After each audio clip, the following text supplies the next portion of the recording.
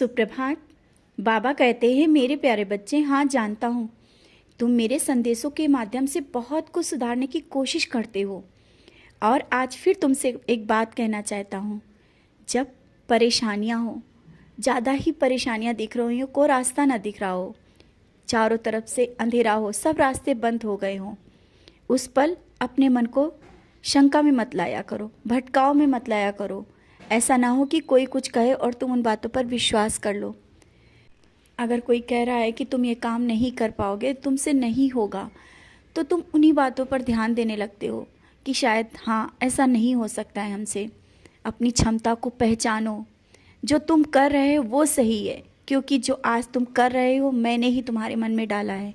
और ये क्षमता की बात कहाँ आ जाती है?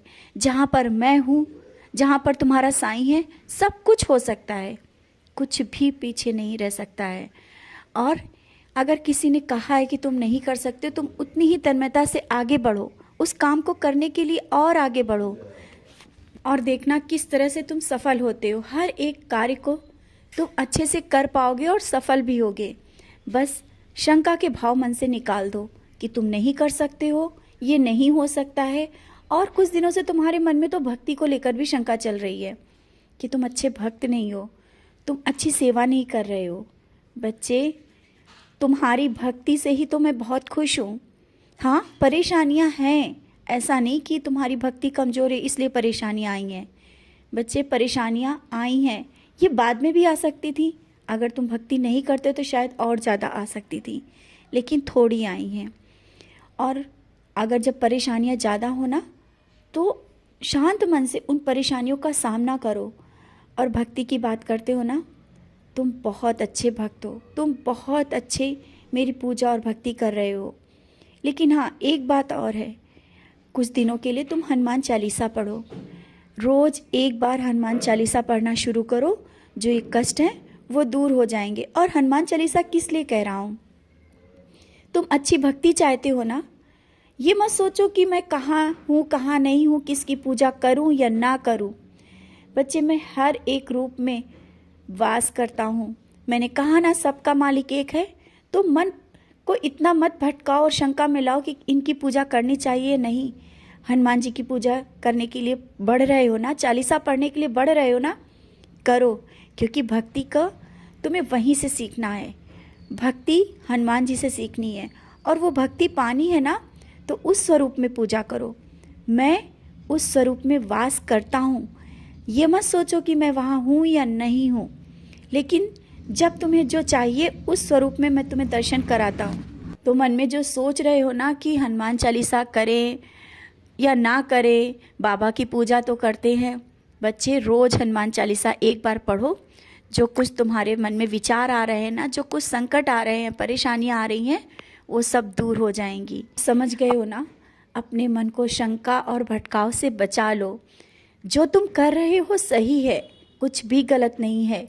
किसको कैसे भोग लगाना है, किसकी पूजा करना है, बाबा की पूजा करें या और भगवान की पूजा करें, क्यों इतना सोच रहे हो? जैसा कर रहे हो बहुत अच्छा कर रहे हो। अरे तुम मन से सिर्फ ध्यान ही कर लो, सब भगवान को एक बार ही ध्यान कर लो। मैं सब में वास करता हूँ। आवश्यक नहीं कि मेरे लिए अलग से हर चीज़ें करी जाएं। तुम मेरा नाम स्मरण करते हो, मैं तुम्हारे नाम स्मरण को स्वीकार करता हूँ। मैं तुम्हारे साथ रहता हूँ, तुम्हारे घर में हूँ, विराजित हूँ, मैं बैठा हूँ, मैं साक्षात तुम्हारे घर में बैठा हूँ। तुम्हारी हर एक बात को, मन को कैसे समझ लेता हूँ, समझ तो रहे होगे ना? तुम्हारा विश्वास, तुम्हारी भक्ति, यही तो मुझे बहुत पसंद है। और जो तुम्हारे घर में जो छोटी छोटी परेशानियाँ चल रही हैं ना, बच्चों को लेकर के, परिवार में जो कुछ सदस्यों में जो गुस्सा और चिड़चिड़ाहट है, जिस कारण तुम्हारा मन विचलित हो जाता है कि इतना पूजा पाठ करने के बाद भी ये सब चीज़ें क्यों नहीं सही हो रही हैं। सही होंगी बच्चे, सही होंगी। एक बार पानी में उदी डाल करके पूरे घर में छिड़काव कर दो।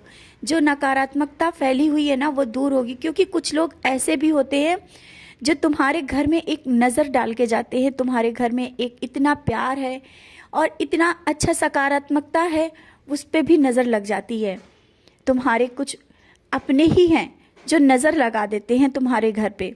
तो उदी पानी में डाल करके पूरे घर में छिड़काव करो, सब सही हो जाएगा। थोड़ा जो अभी तक सही हुआ है आगे भी और अच्छा होगा। जो तुम पाना चाहते हो ना, सब मिलेगा।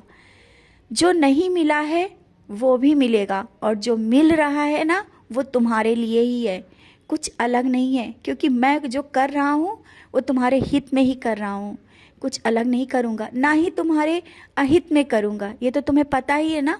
तो जो मैं दे रहा हूँ उसे स्वीकार कर लो। क्यों रोते हो?